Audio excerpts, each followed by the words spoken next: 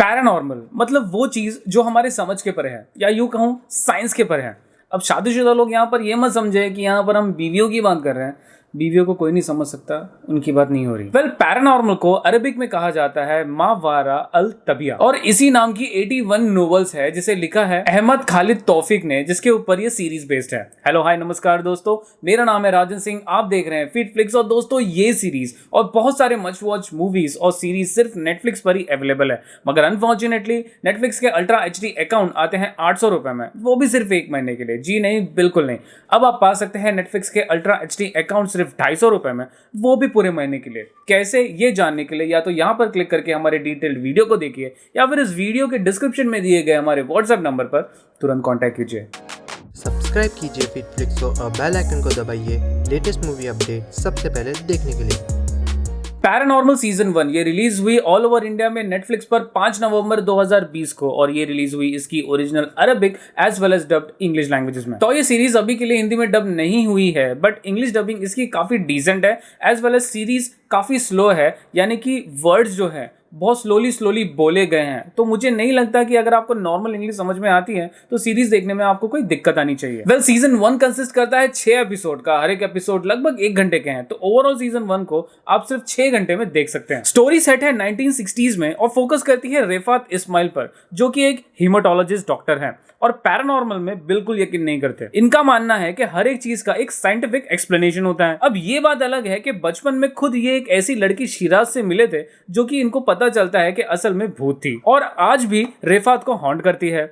बजाय इसके ये भूत में नहीं मानते, मगर थ्रू आउट द सीरीज इनके सामने ऐसे ऐसे सिचुएशंस आ जाते हैं जिनसे इनको निपटना पड़ता है, जिनके अगेन इनको कोई भी साइंटिफिक सॉल्यूशंस नहीं मिलते, जिसकी वजह से इनको और भी पैरानॉर्मल पर यकीन करने पर मजबूर होना पड़ता है। मगर ऐसी कौन सी ताकत है जो कि रेफात के पीछे हाथ धोकर पड़ गई है ताकि ये यकीन करें कि पैरानॉर्मल एक्सिस्ट करते हैं? और आखिरकार ये शिराज जो है, जो आज भी इनको हॉन्ट करती है, ये कौन है और क्या चाहती है? कुछ इसी स्टोरी को एक्सप्लोर करती है ये सीरीज। कुछ डिसेंट स्टोरी, कुछ डिसेंट इफेक्ट्स और ढेर सारे सिगरेट्स है जो कि हमारे lead character through out the series पीते रहते हैं, जिसका नाम है paranormal season 1।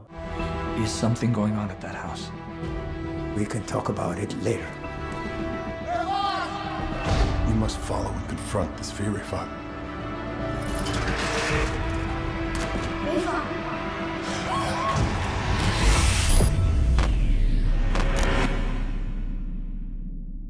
First things first, जो कि काफ़ी अरबिक भाइयों को बुरा लगेगा, क्योंकि स्पेशली जब मैंने जिन सीज़न 1 का रिव्यू किया था, मुझे वो सीरीज़ पसंद नहीं आई थी, उसको मैंने कम रेट किया था, एंड IMDb पे भी उसे कम रेटिंग मिला था, सब जगह कम रेटिंग मिला था।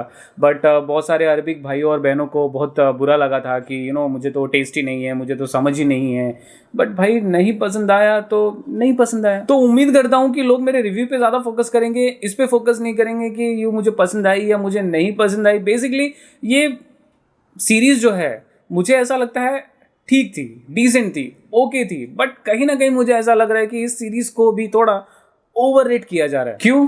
Let's find out. पहले बात करते हैं नेगेटिव पॉइंट्स की। पहले एपिसोड में ही हमें रेफात के बारे में बताया जाता है कि he is a non believer, भूत में बिल्कुल नहीं मानते। एक ऐसी लड़की के बारे में बताया जाता है जो कि भूत है और इनको हॉन्ट कर रही है। सो यहाँ तक स्टोरी काफी इंटरेस्टिंग थी। मतलब एक बंदा जो कि भूत में बिल्कुल बिलीव नहीं करता, उसका भूत से सामना हो जाता है, मगर सडनली सीरीज 2-3 एपिसोड ऐसे घुसा देती है जिसका रेफात और इस लड़की से कोई लेना देना नहीं होता। सो सीरीज अपने मेन प्लॉट से शिफ्ट हो जाती है और ये जो नई स्टोरी बीच में घुसाई जाती है, ये बिल्कुल भी इंटरेस्टिंग नहीं लगती हमें। सो सीरीज एक पल के लिए हमारा इंटरेस्ट बनाती है, इंटरेस्टिंग लगता है हमें, और अगले पल नॉन इंटरेस्टिंग चीजें घुसा दी जाती हैं। इसके 2 प्रॉब्लम होते हैं। पहला तो हमारा सीरीज से इंटरेस्ट खत्म हो जाता है, दूसरा ये सीरीज खामखा खींचने लगती है, और जो भी मेन चीजें जो स्टार्टिंग में ही दिखा देनी चाहिए थी और सीरीज को छोटा कर देना चाहिए था, वो सीरीज के एंड में देखने को मिलता है हमें। एंड इसकी वजह से कहीं ना कहीं हमारा सीरीज देखने का एक्सपीरियंस भी खराब हो जाता है और सीरीज से इंटरेस्ट भी कम होने लगता है। तो सीरीज का मकसद यहाँ रेफात को मजबूर करना था कि उन्हें बिलीव हो कि पैरानॉर्मल एग्जिस्ट होते हैं जिनके कोई भी साइंटिफिक एक्सप्लेनेशंस नहीं है, बट स्टिल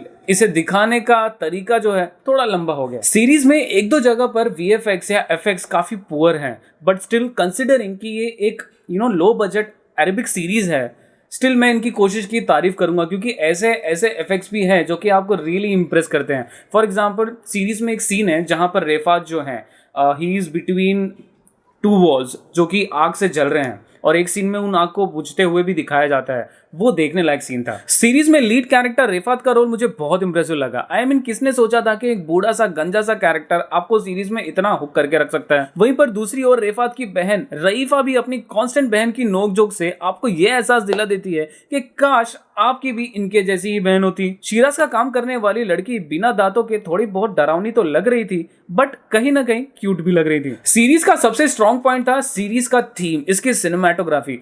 हर एक एपिसोड आपको एक अलग ही इफेक्ट देती है। स्पेशली एक सीन है जहां पर रिफात शिराज को पकड़ने की कोशिश करते हैं, मगर अगले ही पल वहां अंधेरा हो जाता है। उस सीन की डायरेक्शन गजब थी। और हाँ, रिफात का हमेशा सिगरेट पीते रहना और डायरेक्टर का ऑलमोस्ट उनके मुंह के अंदर कैमरा घुसा देना ताकि उनके सिगरेट के सुलगाने की जो आवाज निकलती है जब कोई सिगरेट पीता है, वो आवाज हमें महसूस हो, वो इफेक्ट हम फील करें, उसकी डायरेक्शन भी गजब थी भाई। आई मीन डायरेक्टर ये चाहता था कि आप इस बात को नोटिस करें कि ये बंदा हमेशा सिगरेट पीता है। अब सीरीज देखने के बाद में बहुत सारे लोगों को ये सीरीज पल्ले नहीं पड़ी होगी, इसकी शायद से एंडिंग समझ में नहीं आई होगी, बट ट्रस्ट मी, सीरीज जो दिखाती है सीरीज वही है। इसमें कोई भी साइंटिफिक एक्सप्लेनेशन नहीं है।